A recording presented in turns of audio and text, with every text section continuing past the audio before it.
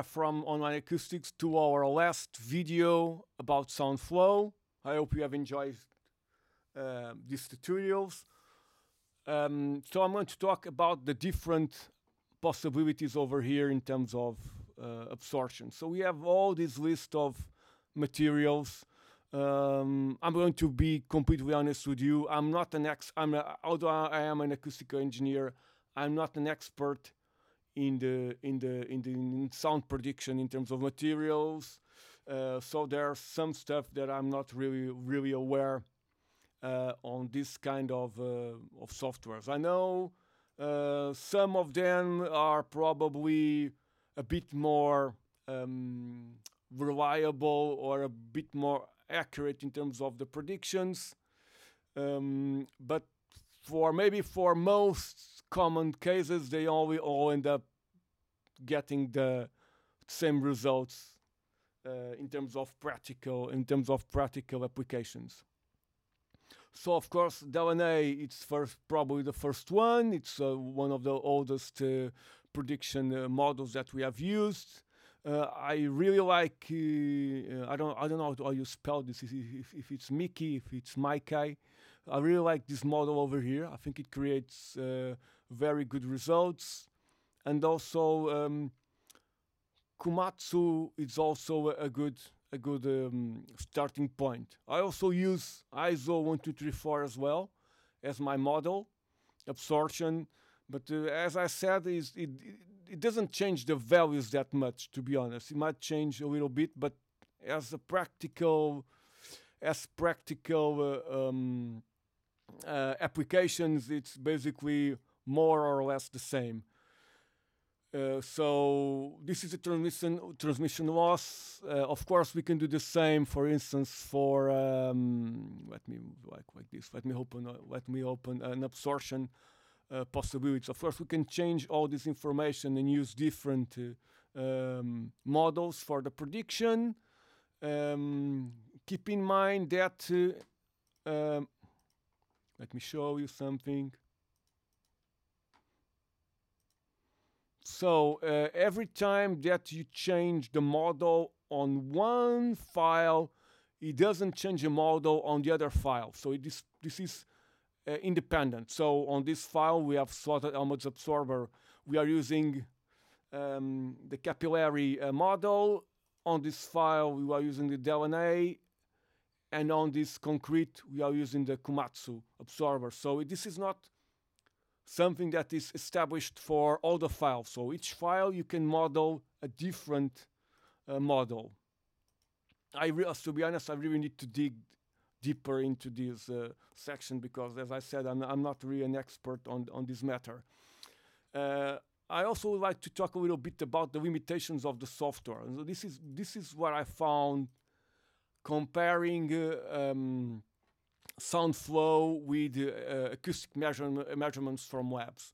So regarding transmission loss, what I found out is that for higher values of transmission, something like, let's say, like 60 or 70 dBs, sound value gives me higher values than measurement labs.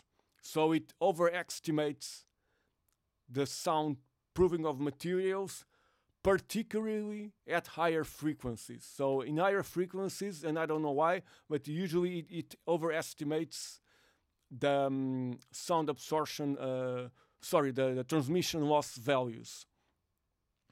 And it's not uncommon, for instance, that I would have a material that on the lab I would get like 60 decibels of noise reduction, and when I would model that same configuration with SOUNDFLOW, I would get like 65 or maybe 68 or 67. So usually we need to be careful with what we get with the software and what we achieve in our real world or in our lab. So and that's one of the reasons why I would always like to start with creating a structure, but starting from an existing material that I have information about. And then I can extrapolate to different configurations. So that's one of the limitations that I found out. Other limitation that I found out with SOUNDFLOW is it's very difficult to use limp membranes. So what is limp membranes? Limp membranes is basically material that you use in between the gypsum boards or in between MDF layers to increase soundproofing. So this is either could be mass vinyl membranes or even green glue, which is one of the products that we sell. And it's very difficult for SOUNDFLOW to emulate those kind of materials. So I'm not sure if it's even possible to do so.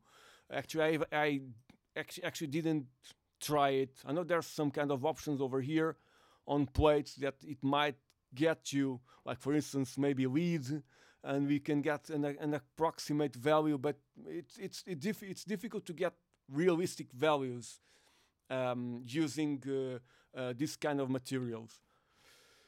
And what else? So, and to end up, another limitation that I found is for low frequency prediction in the absorption products. For instance, if I want to predict how a bass trap is going to work for a specific frequency using SOUNDFLOW, it's very difficult to get accurate results. Basically because the membrane system in a bass trap is very complex. It has limp membranes associated. Maybe the fixing system is not very it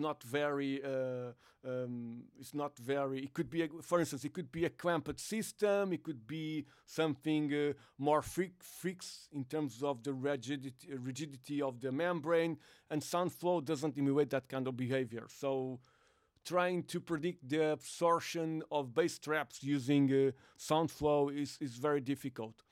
Also, SOUNDFLOW doesn't allow for transmission loss or for absorption, it doesn't allow some types of configurations. For instance, there's no information about, so picking up this example over here, we have our wood structures over here, but there's no information how the wood is fixed to the rock wool. There's no information about the spacing in terms of the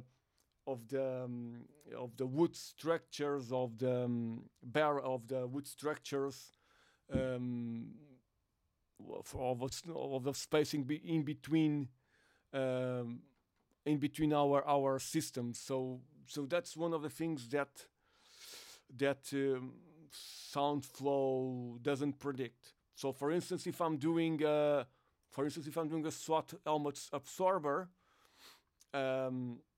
of course, we have the panel over here, and I'm going to change this. Just give me 1 minute. So I'm going to open maybe a perforated panel.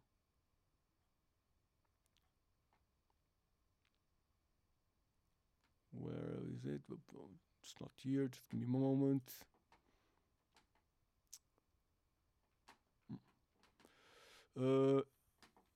No, sorry, it's about this. So just give me. So I'm trying to show you something which is. So I'm going to create here a perforated panel. Okay, I'm going to exclude this, and this, and this, and this. So this is what we would have on a typical application. So you have the perforated panel, you would have the rock wool, and you have like the region back over here. And there's no information about this part over here on how because the rock wool needs a structure to be supported. It needs a structure like it needs a wood stud structure, maybe spaced, let's say 600 millimeters or 400 millimeters. um, and there's no information on the SoundFlow about this matter. So that's one of the drawbacks and one of the limitations that the software has. But having said that, I think this is a very useful software. I use this software lots of times, mostly for customized products for clients and for specific applications where I want, for instance, I want a perforated panel which is not available on the market, but it will, for instance, absorb sound peaking at 200 hertz or 100 hertz. So it's perfectly possible to use SoundFlow to create a system using all the information that I have and getting the final results that I want. So I think this is a great software, a great tool to use, and very, very easily friendly in terms of usage. Very, very intuitive to use, and so that's basically it. So this ends our tutorials on SoundFlow. We are going to do a couple more for other softwares that we use in our company, mainly CAT and some RPG software. We're going also to do reviews on materials and also audio related videos and music videos as well for relating audio to sound and etc. etc. etc. So please subscribe and stay tuned for further videos. Thank you so much.